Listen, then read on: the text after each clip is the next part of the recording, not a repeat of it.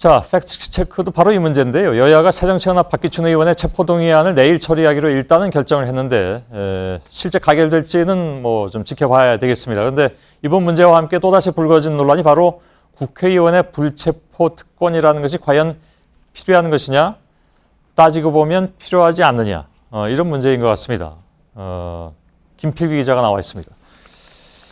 자, 불체포 특권. 예. 그러니까 국회의원은 현행범이 아닌 이상 회기 중에 국회의 동의 없이는 체포되지 않는다, 이런 내용이잖아요. 예, 그렇습니다.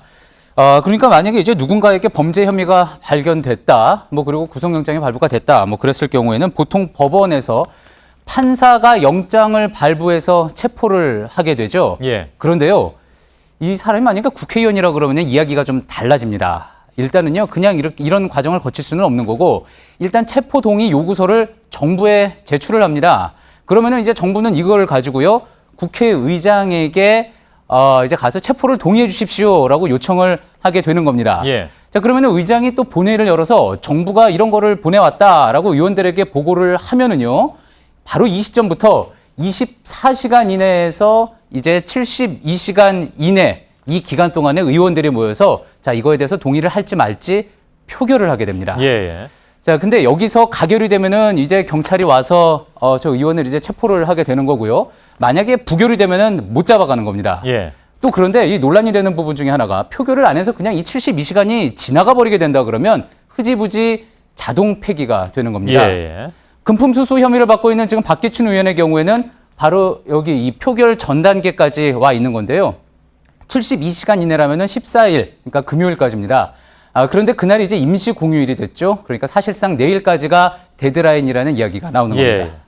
자, 근데 하여간 부담스러우면 시간 넘겨서 그냥 없었던 걸로 해버리는 경우가 좀 있었고, 예. 뭐 그런 여러 가지, 이른바 이제 방탄국회라는 것도 결국은 여론을 나쁘게 하는 것이고요. 예. 그래서 불체포 특권에 대해서는 아무튼 인식이 좋지 않습니다. 예, 그렇습니다. 그러니까 이제 국회의원들이 항상 선거 앞두고 쇄신하겠다, 특권을 내려놓겠다 할 때마다 이제 단골로 나오는 이야기가 바로 불체포 특권 이슈인 건데요. 예, 예. 실제로 지난 대선 때 새누리당에서는 공정한 국회 개혁을 하겠다라는 항목에서요, 의원들의 면책 특권을 제한하고 불체포 특권 같은 경우는 아예 폐지하겠다는 공약을 내놓기도 한 겁니다. 예. 뭐 아직까지 지켜지진 않고 있는 거죠? 예, 그렇습니다. 예. 근데 지켜져도 문제다라는 인식도 있을 수 있습니다. 예. 따지고 보면. 그렇습니다. 예. 물론 인식은 나쁘지만. 예. 예. 그걸 좀 얘기를 해보죠. 그래서 또 그 문제를 이야기해 보기 위해서는요, 불체포 특권이라는 게 우리 헌법에 어떻게 들어갔는지를 좀 살펴볼 필요도 있습니다.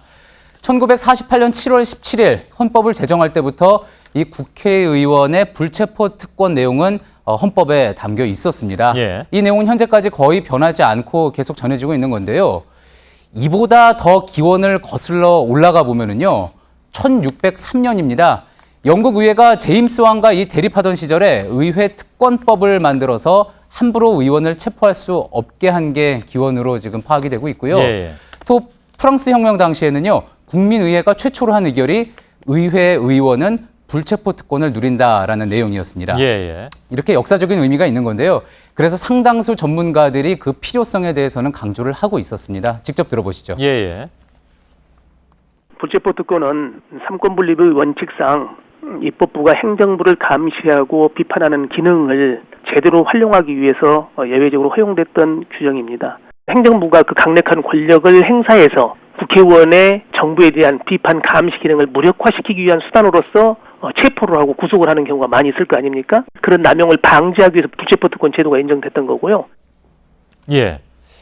그럼 대부분 뭐 민주국가에서는 이 불체포 특권이 지금 통용이 되고 있겠군요. 예, 그렇습니다. 대부분은 그렇습니다. 그런데 한 가지 좀 아이러니한 부분이 있는데요. 조금 전 말씀드렸던 기원이라고 할 수 있는 이 영국에서는 현재 불체포 특권이 사실상 사라진 상태입니다.